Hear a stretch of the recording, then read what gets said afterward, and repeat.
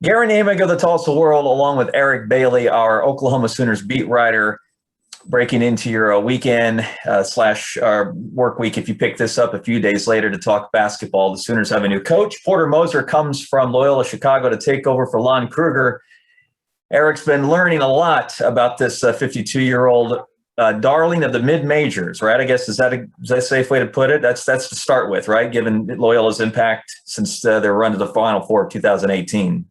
Yeah, this is an amazing hire for Joe Castiglione and the Sooners, and be curious to see if this was the guy he wanted all along, because it's a really good target. You look at what he's been able to do at Loyola Chicago, really put him on the college basketball map with that Final Four run in 2018 and then getting back to the Sweet 16 this past season.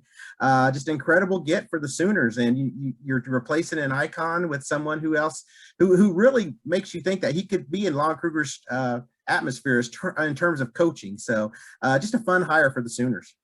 Let's start with the comparison to Krueger. Moser is 52. That doesn't make him necessarily a young coach. He's not anywhere near retirement, as Lon just stepped down a few days ago after his long run as a college coach. But in terms of demeanor and reputation, there are similarities, are there not? And that's what we're hearing. I mean, you knew Joe Castiglione with this hire, we're going to get someone with integrity, someone that did things the right way. And I think that was the key point for Joe Castiglione to find Moser as a coach. And you're right, he's replacing a coach that exactly fit that bill in Lon Krueger. And over the last 10 years, Oklahoma fans, as well as the media, understood how important integrity was to Lon Krueger and his basketball program. I think it sounds like we're going to see the same thing with Porter Moser. We heard, from some people within the Loyola Chicago program saying he's one of the nicest guys they've worked with. And it just seems like he really fits the demeanor, someone who wins and does things the right way. And that's probably first two things on Jokes's checklist. Now, Eric, here is where he's not like Lon Krueger, and I touched on this in the column posted Saturday morning after the news became official. He has not been to a major program or conference, right? This is a guy who's coached at Arkansas Little Rock, at Illinois State, and Loyola. He was actually fired from his second job with Illinois State before taking a sabbatical of sorts and joining Rick Mangiera's staff at St. Louis.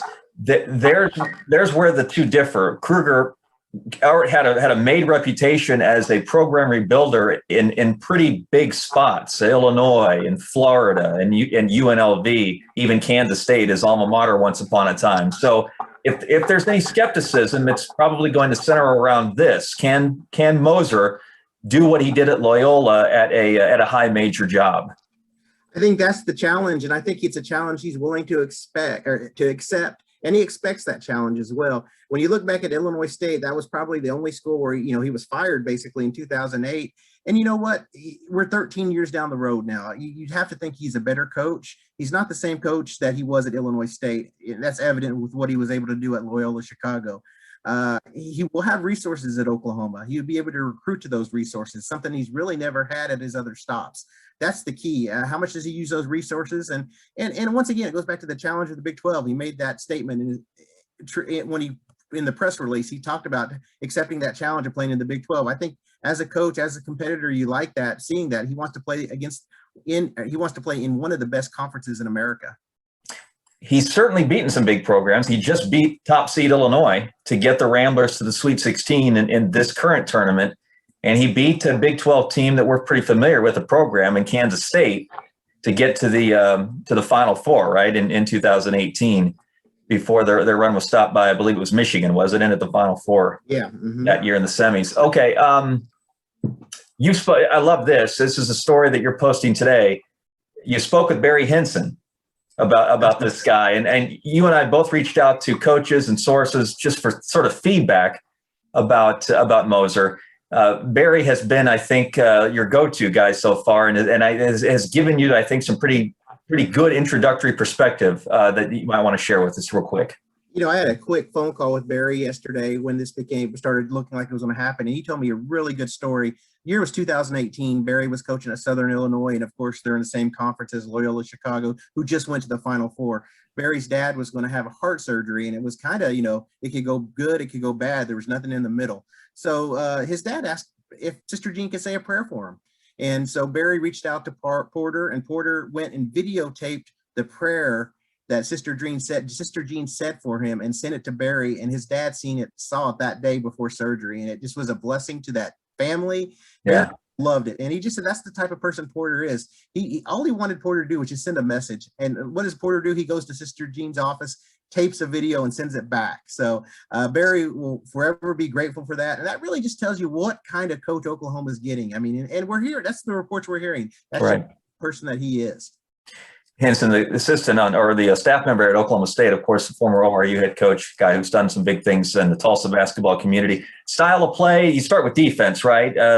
One of the things, in fact, the OU release announcing the hiring pointed out was the Loyola defensive efficiency ranking. So they're gonna get after you defensively before we start talking about anything that Moser does on offense. It looks like.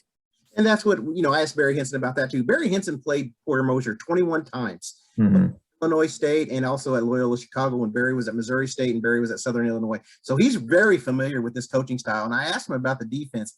He said the defense is really similar to what Virginia does. If you look at some of the Virginia, and of course, Oklahoma fans will remember a few years ago when Virginia knocked him out of the NCAA tournament. That's the kind of style. He said that he's a tactician. He's a coach that he's going to go out there, and Barry made me laugh. You can just hear Barry saying this. He said if he ran an army, he'd be a general. And he said he's a really, really good defensive-minded coach.